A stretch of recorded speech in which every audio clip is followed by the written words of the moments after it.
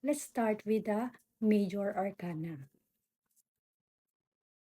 Unahin natin si The Fool. Si The Fool sa Major Arcana is number 0.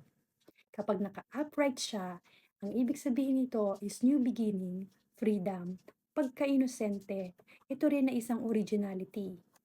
Adventure din ito. Kumbaga, mag-i-start ka ng bagong journey sa buhay mo. Yung pakiramdam na may freedom ka pagkatapos ng mga bagay na humadlang sa'yo or mga tao na humadlang sa'yo noon. Kung sa love reading ito yung bagong relasyon or new romance. Sa career, ito naman ay bagong career, business, or new job.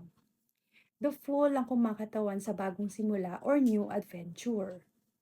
At ito rin ay isang opportunity na mag-explore. The Fool is the card of planet Uranus. Ang element niya ay air.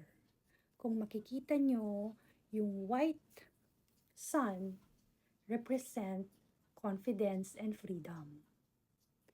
Yung bag naman na hawak niya doon sa stick, ito naman ang represent of life and purpose. Yung buntok na nakikita ninyo, ito naman ay represent ng pagka-inosente at cleansing. Meaning, hindi siya takot na harapin ang mga hinaharap.